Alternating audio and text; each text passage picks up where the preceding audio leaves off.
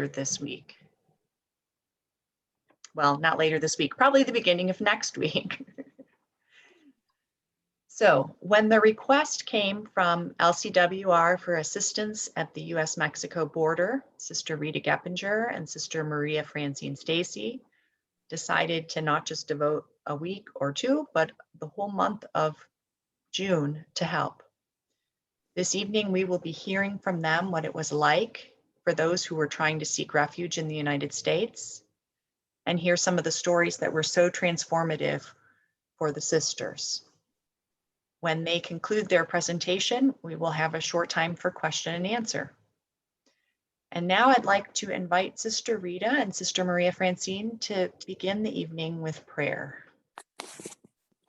Our opening prayer will be a song. This song we heard very often in the church that we went to on Sundays. The mariachi band played and had very, very wonderful music that always put us in the spirit. And this particular picture, I think, really centers us on what tonight's all about, and what our month down in McAllen, Texas was really all about. So sit back and relax, enjoy the music, and put yourself in the presence of God as always, but also in the presence of the migrants that we all care so much about. Oops.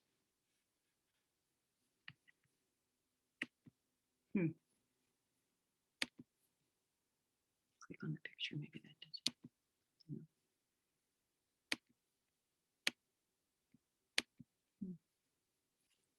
That one's gonna work.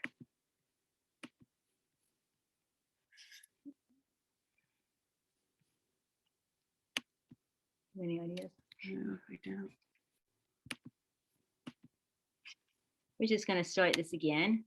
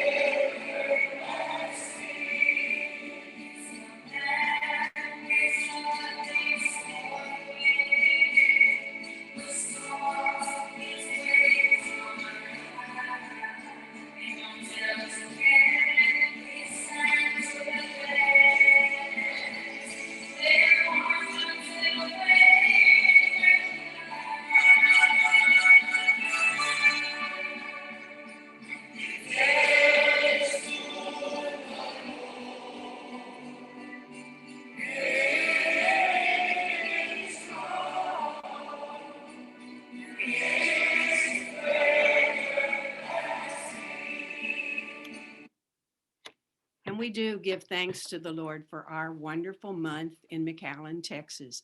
And we spent a whole month at Catholic Charities Humanitarian Respite Center from June 4th to July the 1st. And I'm going to be honest with you, about 2 weeks into that experience, I was like done.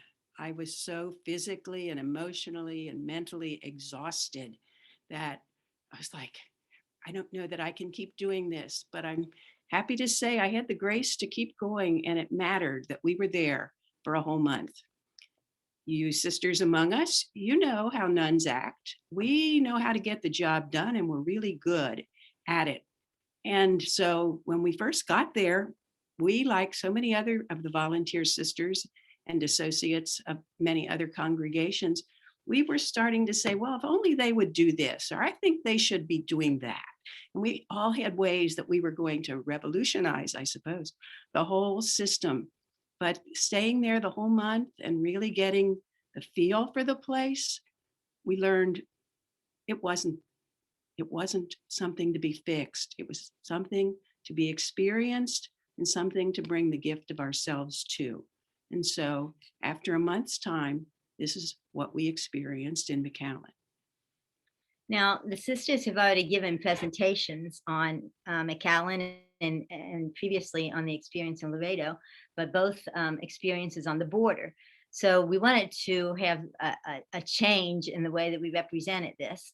And so what we're going to try and emphasize is our feelings toward the experience, how it's transformative, and just the experience of the immigrant. So we would like to begin with Sister Norma Pimentel, who is the director of Catholic Charities, Rio Grande Valley, and who began the Respite Center. So if you listen to her words, I think it sets the tone. This is a very short clip, and I'm going to cut it off before it even ends. But if you just listen to her compassion for the immigrant and just the experience of working with immigrants. Puts into words very much of what we experienced.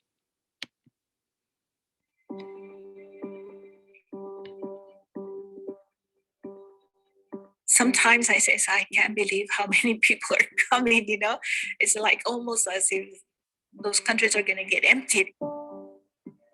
They've gone through so much. They've traveled through so many countries from Central America, either Guatemala, Honduras, or Salvador.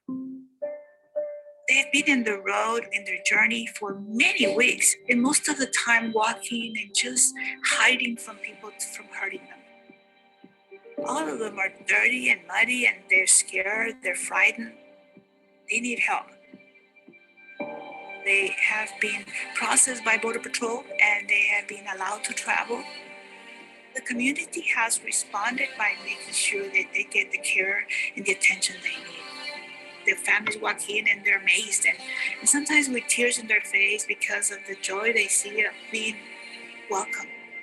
You see this transformation begin to start to change them and to see the dignity that is so important in every person's life. Solo por el hecho de portar un arma. Entonces, cuando yo recibí esas amenazas de que me decían que me iban a sacar los órganos a mi niño, por eso yo tomé la decisión también de ese granito ahí de amor para nosotros los inmigrantes, y Dios los bendiga y los guarde siempre a ustedes también. I've come to experience something beautiful, and that is God Himself in the immigrant, in the refugee. In the moments that I had to be able to help and to be present with them, it's a very special transformation that happens to us as well. I think one of the most important aspects. Okay, so that was Sister's part. And it was truly inspirational and reflected, as Sister said, how we felt. But before we start talking about what we really experienced at the center, we'll tell you about one day that we took out of our month to go to the border. I had never been to the border before. Maria had, and we had a wonderful Franciscan sister who became our friend, and she took us to the border. She lives in McAllen, and she volunteered. She's been there 5 years, and she volunteers at the center. So she took us to see the Rio Grande. And I'll be honest, I thought the Rio Grande, especially at this time of the year, was just kind of almost a creek that you could walk across. But obviously, as you can see in the picture, it's not. And we also visited a small chapel, like many of the chapels that you see there along the border. And I thought it represented the piety of the people. And they really do have a great devotion to Mary in particular, but to their church. And it's very much of what we ourselves would want to express. But we also went to a border town across the river or across the Rio Grande. And it was your typical tourist town. Now, we were warned we shouldn't go to the nearby town across the border because just that week, 15 people had been killed there in some kind of a raid by the cartel. So we got the flavor of the place. And quite honestly, if you looked at it from this perspective, it would be that of a typical tourist. And we got to see a lot. But as we lived and worked at the center, we got to see the real heart of the place. This is the wall, and this is honestly what I wanted to see. I've heard so much about this wall, and you have too. You know a lot about the divisiveness of it. You know a lot about the politicization of it, all of that. But this is only a picture of the wall. Ray will tell you a whole lot more about the wall. Well, if you notice that the clip that we showed at the beginning with Sister Norma, it was titled "A Bridge Among the Walls," and I really like that image, which is not just hers; it also Pope Francis. And so I was trying to think, you know, what is this wall really like? And I had seen the one in El Paso, which was, I thought, different. It's made of the same material, but look at Sister Mary Rita there, and you can see how tall the wall is, because if you look at it far away, you don't realize how tall it is. And look at the slats. The slats look as if somebody could fit through it, but that's just the angle that it's at. The slats are quite narrow. The expression that they had in El Paso was mosquitoes and other creatures can get through the wall, but human beings cannot. Mosquitoes and other things can harm us. And so we care about the people on the other side of the wall, because what happens to them ultimately will have an effect on us as well, and we are one. If you see the middle picture, it was like a door, you know, it's not a gate, but it's just an opening in the wall. And I'm thinking, I don't believe it. You know, this wall that's supposed to be so protective, and here's an opening right there. Now you do see the Border Patrol car that's there, but it's just, you know, practicality. People have their goods that need to get from one place to another. And so there's no way to completely insulate us. And the other funny thing about this wall, rather than the one that I saw in El Paso, was this wall is not built directly on the border. This wall comes in a few miles, so it's not like a marker, you know, but it's definitely something that will deter and hinder people from crossing. So I would just like to start talking about the people. So this is just some of the people that I talked to and what I tried to find out. So first question is, why do people come to the United States? This is a picture of the flooding from a hurricane in the Honduras in November of last year. Now, we were having the presidential election, so we probably didn't really, I know I didn't pay much attention to the hurricane in the Honduras. But 2 weeks after the 1st of November, in the middle of November, Honduras were affected by a second hurricane, a level 5 hurricane. So it was Eta and Iota. They adversely affected 9.3 million of the people in Honduras, which is about 50% of the people in Honduras. So when I was asking people, why do you come here to the United States? One of the women said to me, oh, I don't want my child to get wet. And I'm thinking, what? And I said, what do you mean? And she said, whenever it rains, it just comes completely through our house. And probably her house was even destroyed in this hurricane. That's what caused me when she was talking about the rains. That's when I looked up and I saw about these hurricanes, and that it was probably global warming and environmental issues that caused more frequently these hurricanes. But that's definitely, I would say that about 80% of the people whom we saw were Hondurans. We even made a joke about it, because when they would ask us for different things like baby bottles, they would use a completely different term than we were used to in Spanish. but it was from that part of the Honduras that they had that vocabulary. Other reasons, 2 women were escaping domestic violence. A Nicaraguan farmer said that his land was also destroyed by the hurricanes. One Nicaraguan young man said he came to avoid the draft of an unjust war. One man from El Salvador told me that he was escaping because his brother had been murdered. A Honduran with his wife and daughter said they were escaping the political havoc in his country because there were kidnappings that were common there. Also, when I looked that up, there was the president is a acknowledged drug trafficker. There were economic reasons as well that people said they were coming. One man said he earned $8 a day in Honduras. Now that means $8 a day. He earns less than the minimum wage for 1 hour in the United States. So people had economic reasons, they had political reasons to come, but everyone ended with, we came for a better life for our children. That was a unanimous response, underlying reasons, but that was a great motivator. So what are some of the risks that these people take?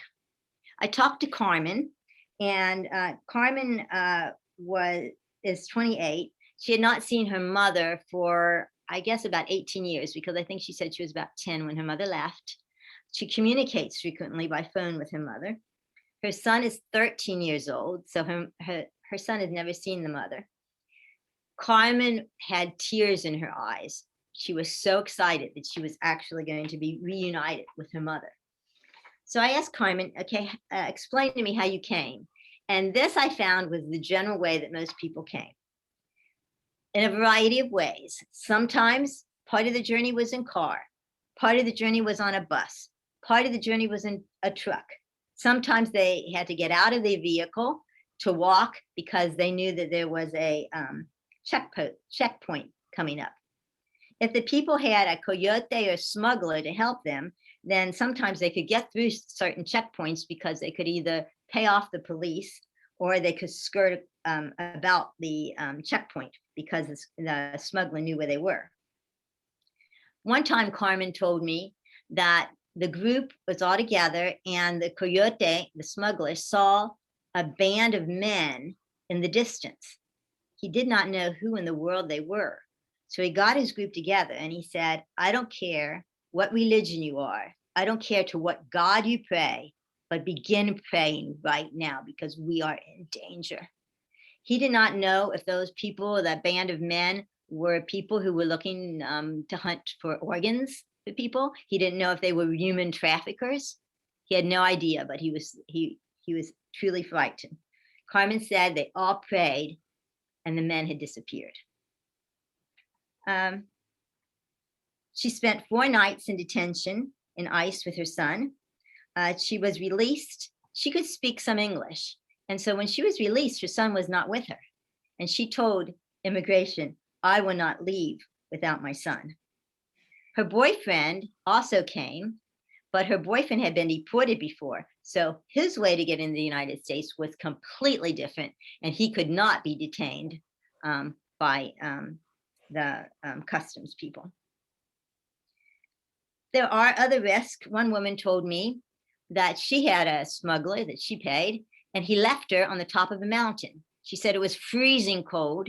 She and her child were up there. She had no idea where she was, and she was left alone. It was unbelievable how she found her way. Now, people from Ecuador seem to have a much easier way.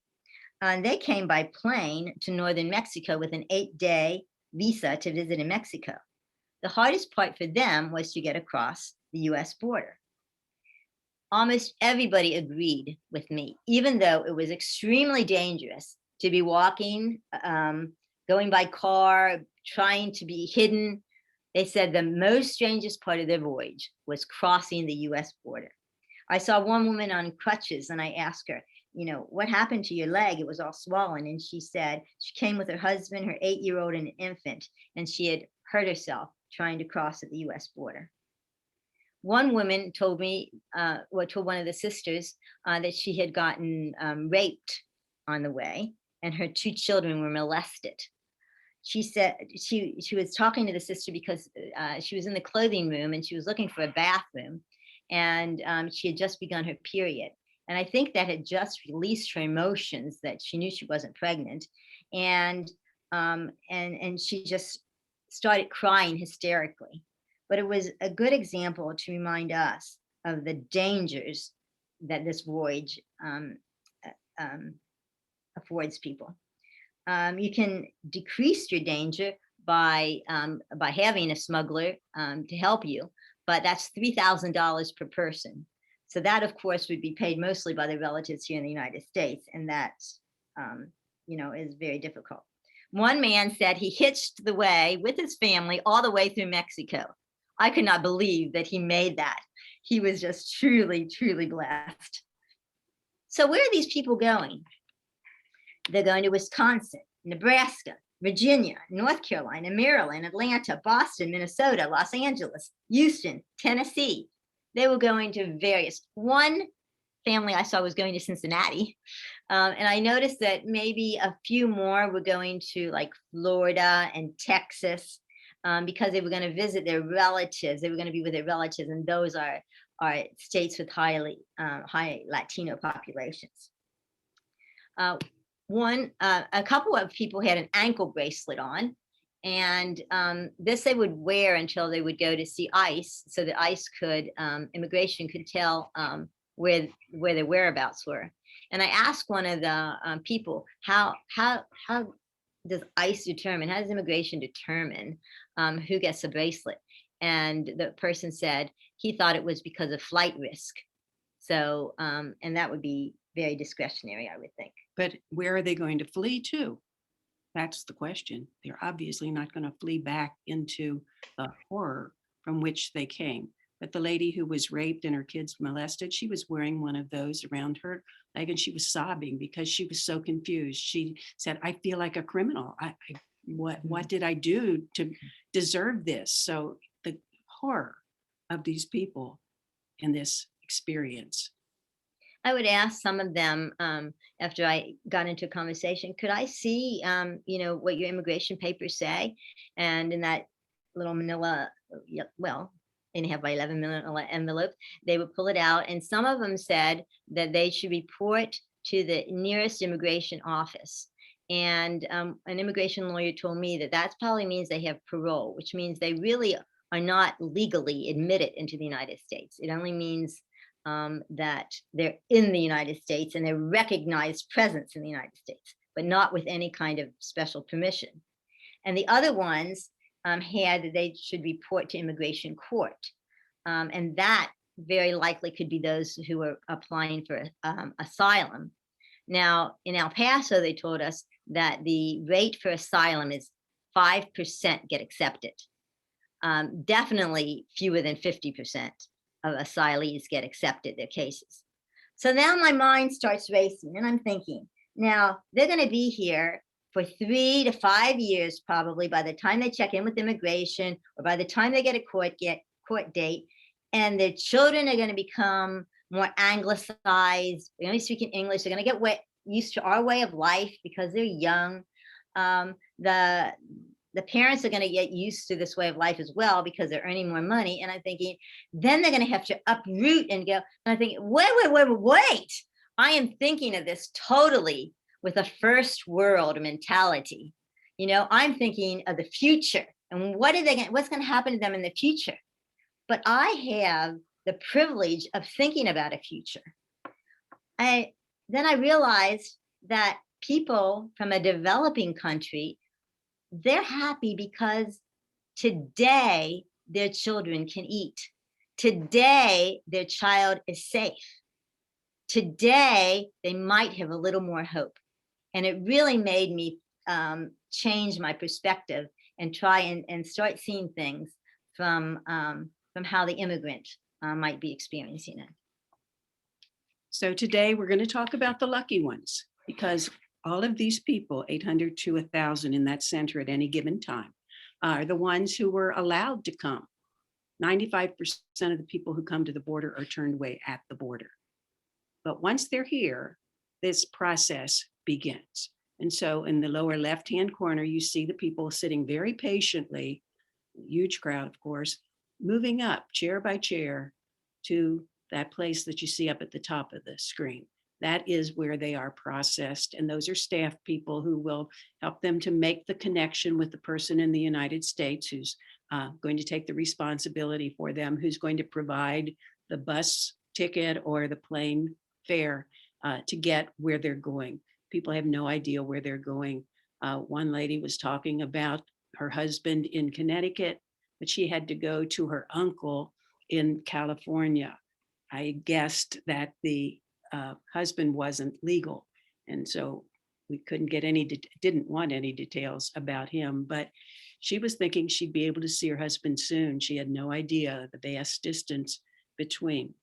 And in that lower right-hand corner, we have any of the pictures that might identify a migrant that we came in contact with blurred for safety reasons. But there you can see that in the picture, that envelope that has everything for their future life, everything for their present life in it. And everyone carries an envelope. On one side of that envelope, that poster is pasted. It's pasted on the window of the center, and that's where I got that picture. Please help me. I do not speak English. What bus do I need to take? Thank you for your help. Jumping ahead just a little bit to when we returned, we had the opportunity to find out what bus or plane do they take. We were in the airport coming home, and we recognized the envelope. And it was obvious to Maria that this one lady with the envelope had no idea what was happening, but she was in need. So she went up and found out the lady was at the right gate, but she didn't have a boarding pass. And so there was quite a bit of complexity that took quite a lot of time for Maria speaking English to work out with the person behind the desk. Imagine what that lady would have done. But finally, everything was cleared up. By that time, our plane, and it happened to be her plane too, and she, of course, had a little child with her, was boarding. We were the last ones on. And so we flew together. And then when we got into Dallas, she, of course, needed more help. And as we got off the plane and inquired about the next place for her, another lady heard Maria and the lady speaking in Spanish, and she came up too. She had an envelope and she needed help. One lady was in Terminal C. We had come in on Terminal A. Our connecting flight was in Terminal A, and it so happened that one of the lady who asked for help, her connecting flight was in Terminal A also. So I, who did not speak a word other than no hablo español of Spanish, was able to direct her and take her directly to her gate. Maria took the other lady over to Terminal C, and this was a big airport. And those of you who've been in airports, you know what that's like to make those connections. But we were able to help a little bit. I always think, when they get onto the start boarding, it looks like a long tunnel, and they look back like, I thought we were going to get on an airplane, and so all of this is just so unreal to them. It's such a new experience. But while they're in the center, and that's usually maybe 3 to 4 days, this is their experience. From what we could determine, it was 1 mat per family. And the center was wonderful at making sure that things stayed clean, because there was so much danger of COVID and other diseases. There really was a hotbed of colds and everything else that you can imagine. But that's what it looked like when everybody was cleared out, and that was hardly ever except for the cleaning. What it looked like day to day is what you see in the lower pictures. This was their place by day, and it was their place by night. Do you think it ever got quiet there? Do you think they ever could really sleep well? One of the security guards who liked to come back to the pantry just to chat, really, and eat his lunch, I asked him, when does it, if ever, does it get quiet here? And he rolled his eyes and said, oh, maybe about 1 o'clock. It kind of slows down a little bit. But actually, the place was utter chaos all of the time. Picture that many people in one place and the noise that by itself would create. But then there was always a microphone making announcements in Spanish, of course. So a constant, very, in my impression, strident voice speaking over all of these, telling people to line up here, to go there, to do this, do that. They would be leaving from here, whatever. But this was the experience for a few days, but at least they were here. At least they were safe, and they were going to have food for their children. And this was a family center. So you always saw a mother and her child, or often a father and his child or two, hardly ever a couple and their family, but at least they were on their way now. One of the volunteers said she left after 4 days. She was going to say 5, but she left on the 4th day. And she said it really got her the sensory explosion. She said just looking and seeing all these people and then hearing all this noise, she said she felt like her senses were being bombarded. This is a clothing room, and it was a unique experience because every volunteer group that came handled it in a different way. But for what it represented for me was, it was the one time really that the migrant had a chance to make a choice. Not many choices, because most of the clothes were too big. They were all donated clothes, and these people were much smaller than the people who were donating the clothes. And it was not the type of clothes that they might have been used to. But every once in a while, when I would bring out an article of clothing and they'd say, not that color, or, do you have anything different? I don't think they really, I had explained to them, this is just donated. This isn't really like a store. But just the fact that we would allow them to express themselves and try to help them, because so much had been taken away from them, and just expressing an opinion was in a way that they could exercise the human dignity. I had a little bit of an experience in the clothing room. Now remember, I speak no Spanish. So I was there. I thought I was going to help Maria. I would run and get the stuff that she needed, and she would talk to the family. But there were so many people in the upper left-hand corner. That's the people waiting to have somebody come out that door, one of us, to see what they needed. And we would run back and forth into that room. And again, they waited patiently. That's really a small number waiting this time. Very small. Typically, that room would be very, those chairs would all be filled and people would be even standing. But I was in the clothing room, and let's say I was supposed to go back and get a 2T for a toddler. And I would come out and I'd hold it up to the mother. And I had said, no hablo español, but that didn't matter. She knew, and she was hoping for something for her little one. And so she started to tell me, and I would repeat, no hablo español. It didn't matter. So after a rather short time, I gave up my work in the clothing room. And I worked here with the Comboni sisters and the associates for the first couple of days. And then after that, unlike the sisters, I think maybe in the March and April experiences, we had so many volunteers. So there was a group of 15 volunteers, and they came and they completely manned the clothing room. So I thought, I think I need to find another place. So the other place I found was the Farmacia, the pharmacy.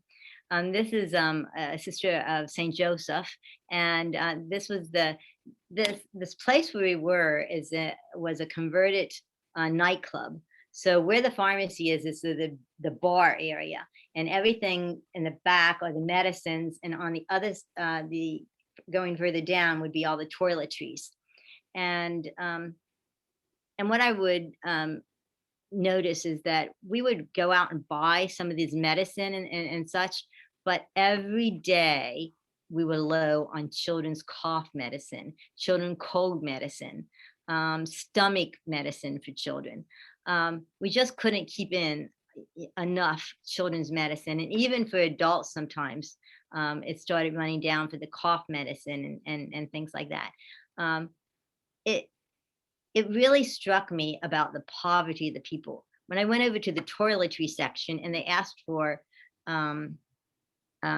toothpaste, every volunteer, the very first time people would ask for toothpaste, they go back and give them a tube of toothpaste. And every time it would be, no, you don't give them a whole tube of toothpaste.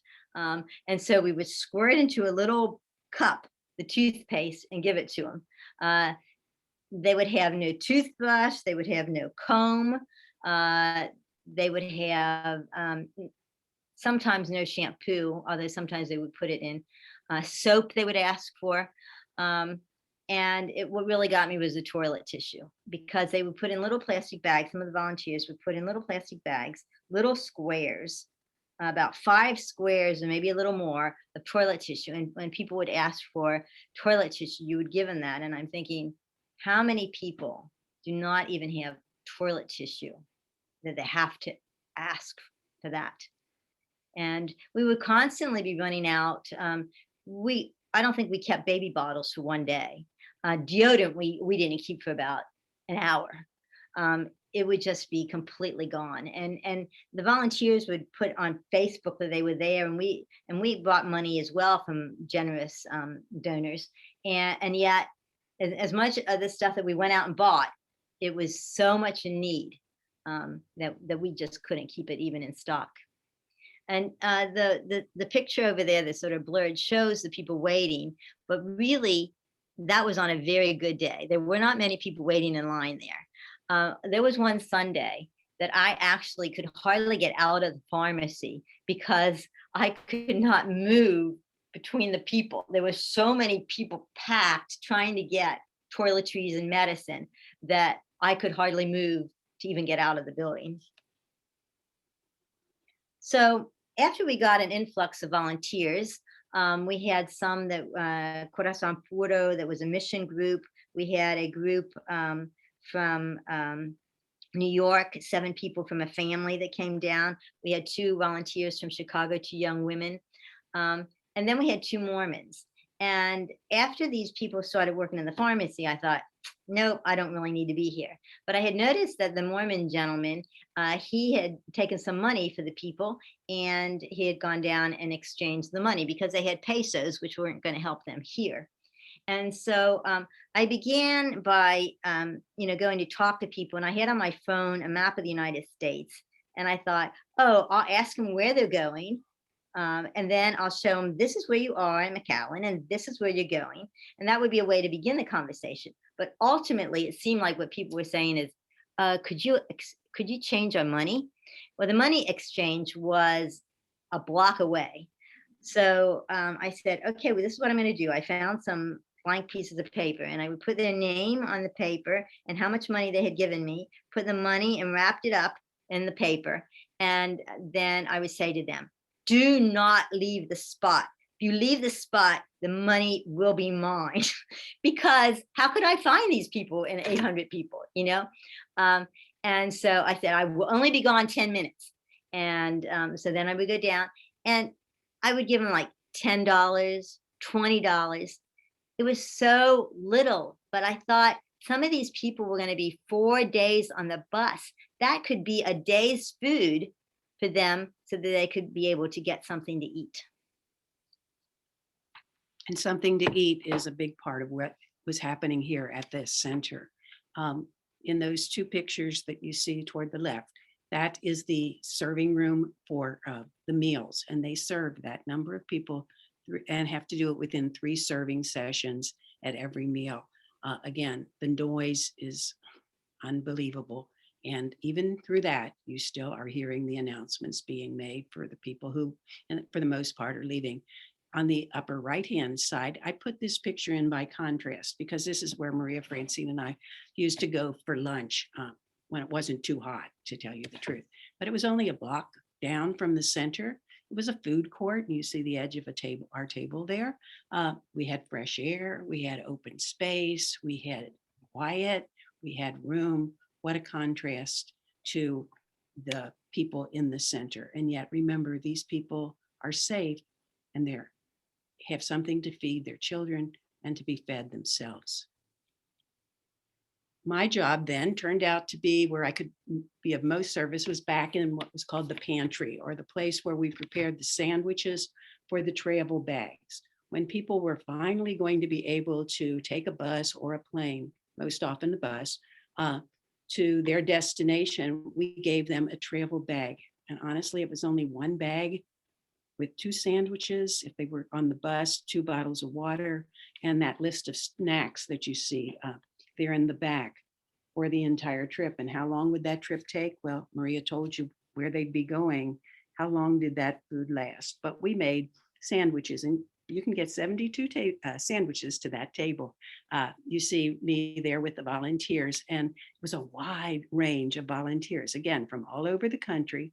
Many of them were sisters and associates who had responded to the LCWR cry for help. But as time went on, it became more youth groups, people who came just for a day, maybe from the neighborhood, who wanted to be of service. And everybody had a story, just like each of the migrants had a story. And I heard many interesting stories.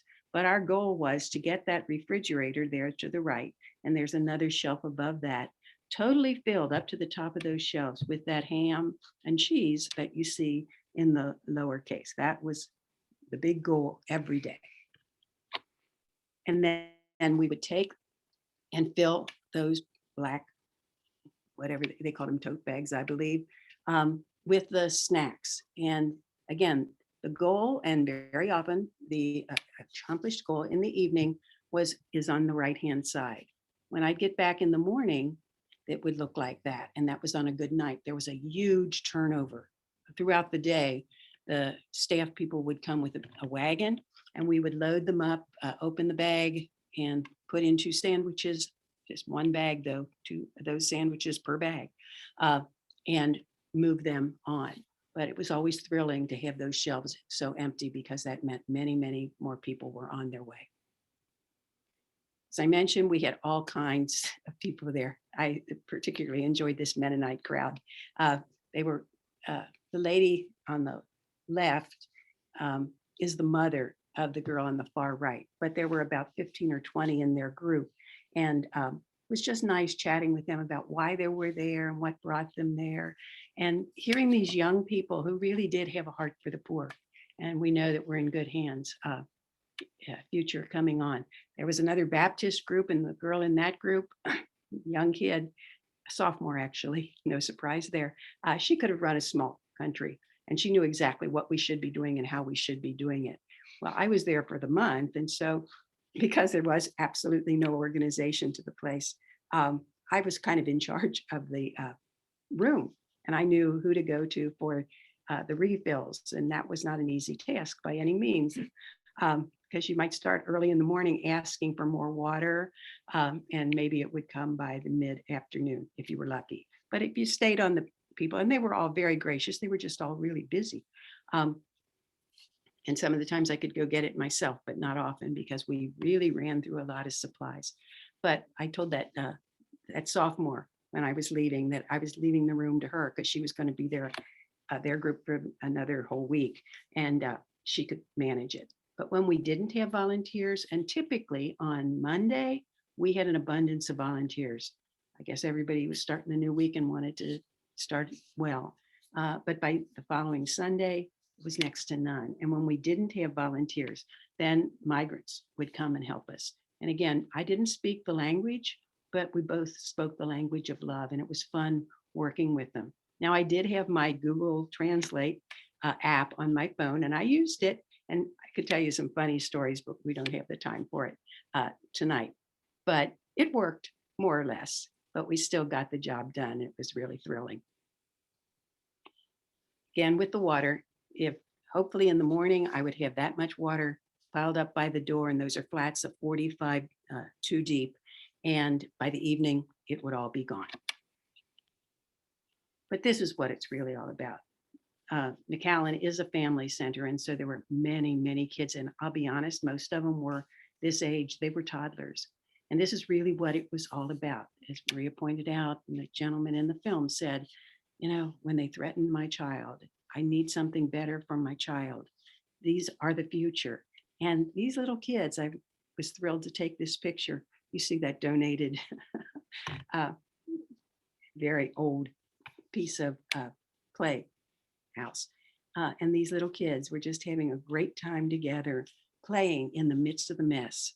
And I couldn't help but wonder, how much of all of this are these little ones going to remember? Maybe they won't. I hope they don't remember the horror of the trip, but I hope they do remember what their parents have gone through to bring them here and to make it possible for them. And so it's our job, I think, to help to make it possible for those families. And we all can do a lot. You might be saying, yeah, but I could never go to that border. I couldn't stand it a week. Really, even for me to stand there a week was a lot. So I understand that perfectly. And no, everybody isn't needed there at the border. But what can we do? Well, we can all pray, and we all are. I know we are. And our prayers do make a difference. We're part of the mystical body of Christ. And every day, as again, we're all aging and we feel our bodies diminishing, and we're not able to go to the border or do the things we used to do with such ease. We offer that for these people who are on their way, just as we're on our way to the Lord. So we all can do plenty. But here, and this is regional, there's El Centro, there's Esperanza. They give language lessons. Now, not even lessons, just conversations. We do English as a second language with the people there. We do the bus trips. Now, again, that's went down significantly in the 4 years or so, but it's picking up again.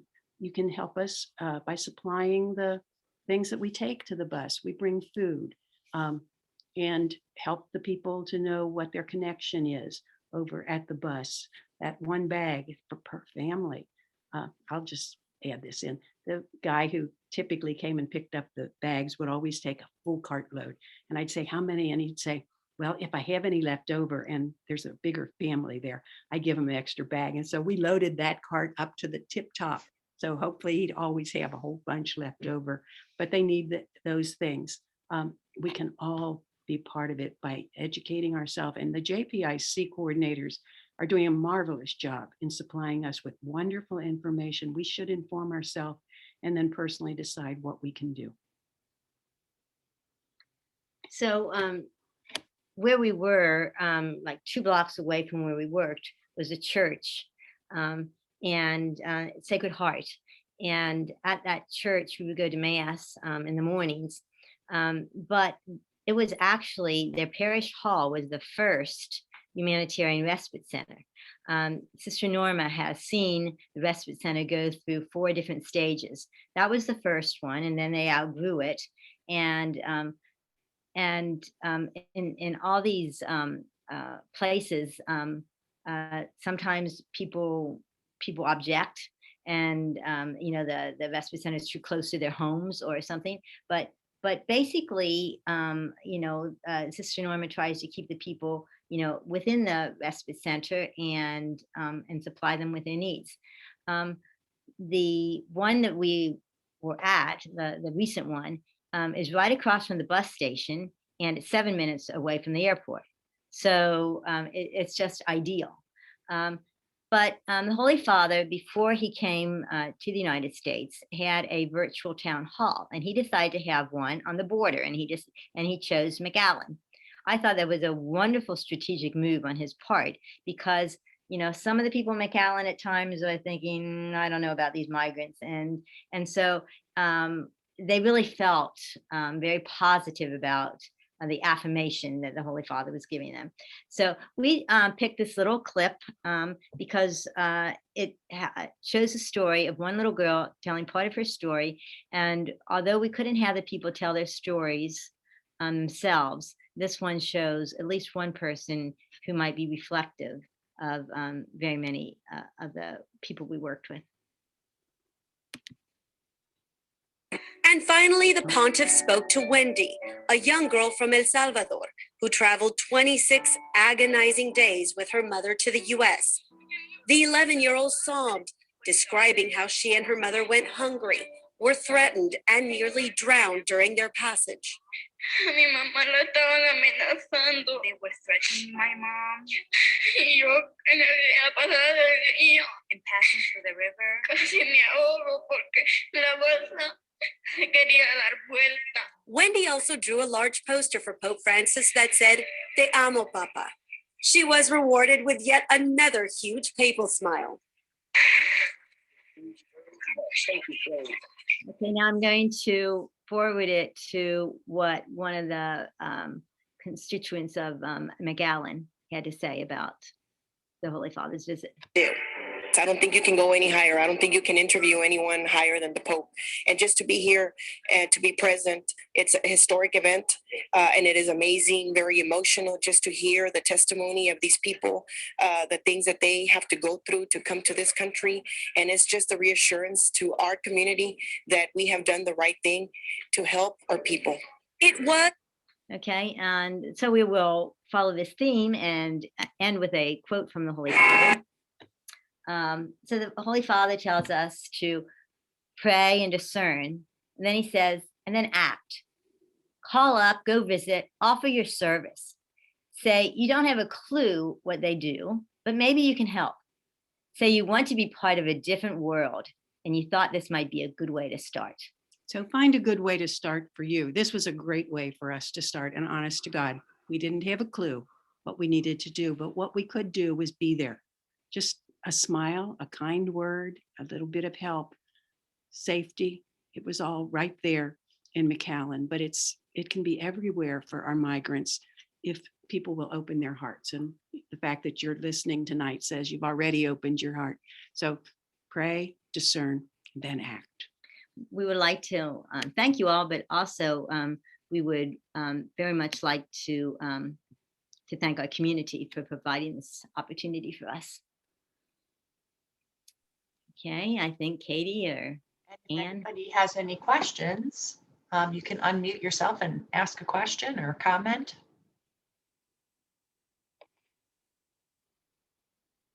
Is there a website or something where we could donate money to the McAllen Center directly? They have their website. It's you write it to the Catholic Charities of Rio Grande Valley. So there is a website that is Catholic Charities Rio Grande Valley. And that's what we did, because I had asked the migrants in Dayton, because I knew that they would want to help these people because they always want to help the poorer than they are. And I knew they couldn't go down there. And so I said, if anybody wants to help. And so, we had some donated money, and so I brought it over to the Catholic Charities there. And the whole area around McAllen Center are all these 99-cent stores or thrift shop, all these places. So they're doing a big business. You would think that that would make them welcome the people to the migrant center, because truly we're talking thousands of dollars that were spent just in the time we were there. Mm-hmm. Yeah.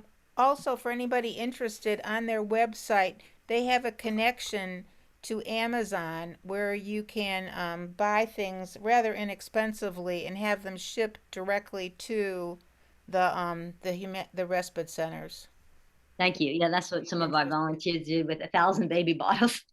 Really? Mm-hmm. In the name of the sisters here in Covington, I just want to say thank you to both Maria Francine and Sister Rita for the generosity and the sacrifice that you did in the name of all of us for the whole month. And I know we said we would support you in prayer, and we did, but I think like you say, Rita, after a while you were just exhausted, and I know it had to be God who carried you on. That's right. So I just want you to know we're very proud of you and thankful for you.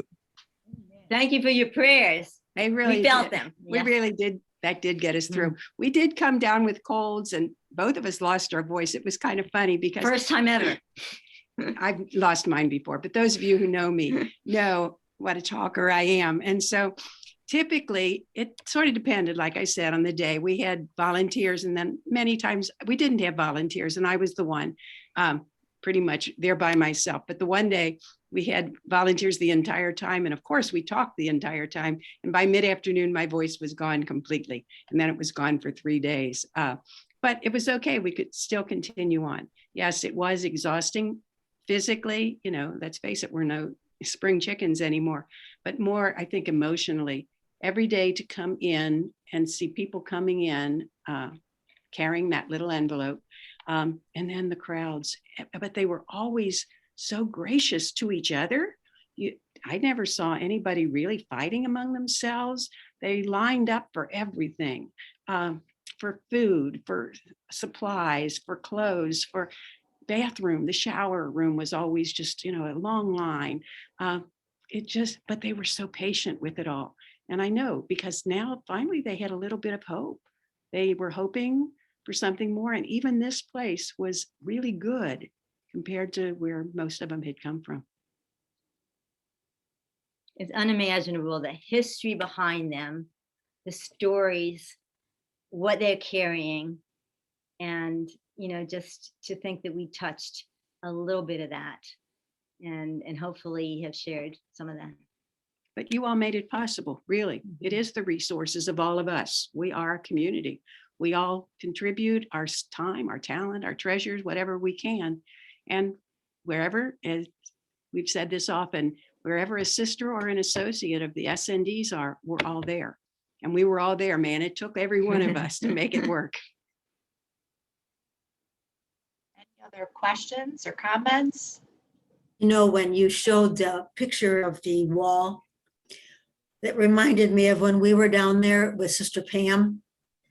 And she showed us that on the other side of the wall, it's all sand, and that's deliberate because the Border Patrol will smooth it out at night.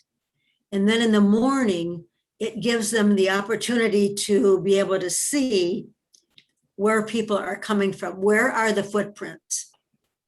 And that was even the case along the road of ranchers' property. So it's really devious. And then she took us to the desert area and we said, oh, there's a blimp up there. It looked like a Goodyear blimp. It was an unmanned blimp that had cameras in it that could spot migrants coming from the four different directions. So sensors in the ground. I mean, so much electronically, even like with the bracelet later on. But the goods are free to pass, but human beings can't. And if we only put as much energy into really solving the problem as we're putting into this surveillance, we could have it solved. But it's a big problem, and we need migrants here in this country. A friend of mine just told me a story of a man who had, I can't remember how many acres of asparagus, and it was all going to go to waste because he couldn't get the pickers. So he just put something on Facebook to say, anybody who wants it, bring your own containers and you can have as much as you can pick. And 6,000 people came and got that asparagus. But we could have given jobs. American people don't want the jobs that the migrants are taking.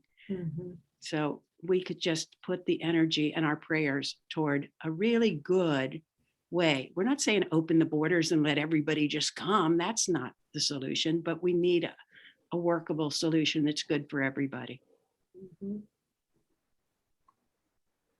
Well, thank you so much for your presentation. And we recorded this. So one way maybe each of us could act is that when the recording is sent to you or sent out through the email, you can pass it along, share it with someone. Let someone else understand, learn, have their eyes opened and their heart touched so that they can also take action. Because by passing on that education, we are, challenging others. And keep up the good work, Ann and Katie, on Yes. sending us up-to-date information on what's happening and what we could do in response to it. Absolutely. Well, thank you all so much for attending, and Ann already sent me during this presentation the copy of this afternoon's. So that will go out today. And if I can get this one saved, then it will go out tomorrow. Okay. So thank you so much. Thank you. Thank you. Thank you all. Thank you. Adiós, nos vemos.